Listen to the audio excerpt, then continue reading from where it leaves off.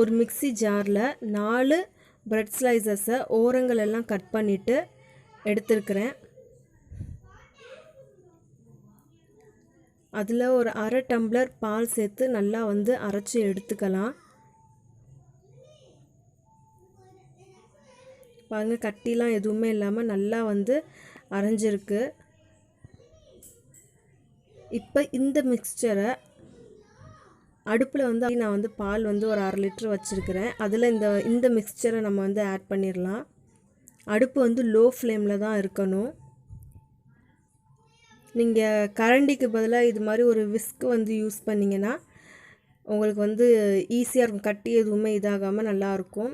இப்போ கடல் பாசி வந்து அந்த 10 கிராம்ஸ் பேக்கெட் இருக்குது இல்லையா, அதை வந்து நான் வந்து ஈக்குவலாக டிவைட் பண்ணி மிக்ஸியில் வந்து அரைச்சி எடுத்துருக்கிறேன். அந்த கடல் பாசியை வந்து இதில் வந்து சேர்த்துக்கலாம். அடுப்பு லோ ஃப்ளேமில் தான் இருக்கணும். 1/2 டேபிள் ஸ்பூன் வெண்ணிலா எசன்ஸ்,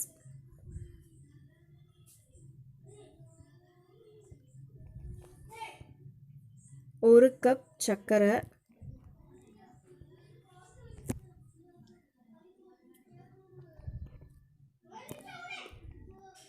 இது எல்லாத்தையும் நல்லா லோ ஃப்ளேம்லேயே வச்சு மிக்ஸ் பண்ணிக்கலாம். பாருங்கள், நல்லா கெட்டியாக வந்திருக்கு. இப்போ அடுப்பை வந்து நம்ம ஆஃப் பண்ணிடலாம். இப்போ நான் வந்து ஒரு ஃபைபர் பிளேட் எடுத்துருக்கிறேன். நீங்கள் நார்மல் பிளேட்டில் ஒரு பட்டர் பேப்பர் இருந்துச்சுன்னா கூட நீங்கள் அதை யூஸ் பண்ணிக்கலாம். இப்படி ஒரு சின்ன ஸ்பூன் எடுத்து குட்டி குட்டி டாட்ஸாக நான் வந்து போட்டுக்கிறேன். சின்னது பெருசு இது மாதிரியான டாட்ஸ் நான் வந்து ரெடி பண்ணிக்கிறேன்.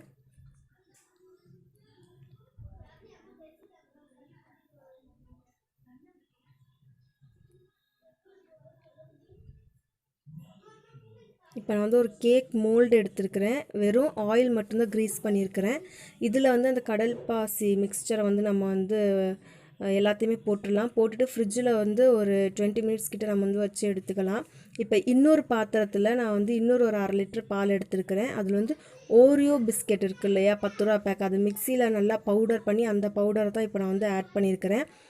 அதே 5 கிராம்ஸ் கடல் பாசி மிக்சியில் அரைச்சது, 1 கப் சர்க்கரை,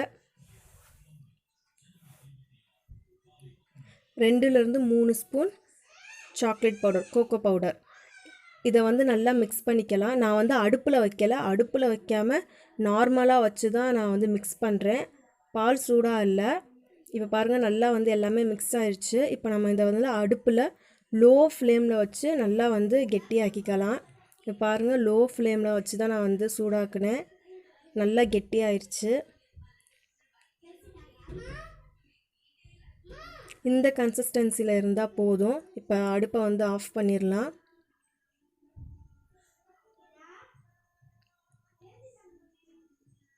இப்போ நம்ம ரெடி வச்சிருந்த டாட்ஸ் வந்து எப்படி இருக்குன்னு பார்க்கலாம். பாருங்கள், நல்லா ஈஸியாக வந்து எடுக்க வருது. நீங்கள் பட்டர் பேப்பர் கூட நீங்கள் தாராளமாக யூஸ் பண்ணலாம். நம்மளோட கடல் பாசிங்க எப்படி இருக்குன்னு பார்த்துடலாம். அதுவும் நல்லா செட் ஆகிடுச்சு. இப்போ அதை ஒரு பிளேட்டுக்கு வந்து ட்ரான்ஸ்ஃபர் பண்ணிடலாம். இங்கே பாருங்கள், உடையலை, எந்த ஒரு கிராக்குமே இல்லை, நல்லா அழகாக இருக்குது. அதே கேக் மோல்டில் திருப்பி நான் வந்து ஆயில் தான் வந்து க்ரீஸ் பண்ணியிருக்கிறேன். நீங்கள் பட்டர் பேப்பரும் யூஸ் பண்ணிக்கலாம்.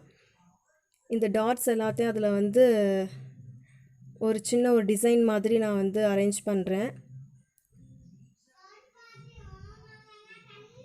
இப்போ பாருங்கள், எல்லா டாட்ஸையும் அதில் வந்து நான் ஃபில் பண்ணிட்டேன். பார்க்குறது கொஞ்சம் அழகாக இருக்குது. இப்போ நம்ம அந்த சாக்லேட் மிக்ஸ் இருக்கு இல்லையா, ஜெலட்டின் மிக்ஸ், அதை வந்து கொஞ்சம் கொஞ்சமாக மெதுவாக வந்து இதில் ஊற்றிக்கலாம். ரொம்ப சூடாக இருக்கக்கூடாது, கொஞ்சம் சூடாக இருந்தால் போதும். பாருங்கள், ஃபுல்லாக கம்ப்ளீட்டாக அது இது பண்ணியாச்சு. அந்த ஒயிட் ஜெலட்டின் மிக்ஸ் இருக்கு இல்லையா, நம்ம செட் பண்ணது, அதையும் இந்த மோல்டுக்குள்ளே நம்ம வந்து பார்த்து மெதுவாக இது உள்ளே வந்து நம்ம உடையாமல் ஃபிட் பண்ணிக்கலாம்.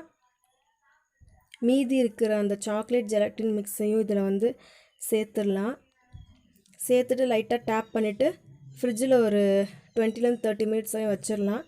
பாருங்கள் எவ்வளோ அழகாக இருக்குன்னு. எனக்கு வந்து கரெக்டாக ஒரு 20 மினிட்ஸ் ஆனிச்சு. நான் ஃப்ரீசரில் தான் வச்சேன். இதை இப்போ வந்து கட் பண்ணி பார்ப்போம் எப்படி இருக்குன்னு.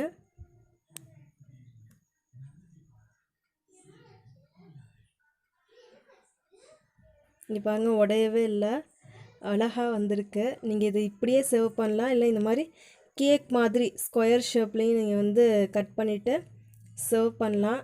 பார்க்குறதுக்கு அழகாக இருக்கும். இல்லை குழந்தைங்களுக்கு ஏற்ற மாதிரி இதே வந்து 2ஆக டிவைட் பண்ணி குட்டி குட்டி பீஸாகவும் நீங்கள் வந்து கட் பண்ணி கொடுக்கலாம். பாருங்கள், குட்டி குட்டியாக கட் பண்ணிக்கிறேன்.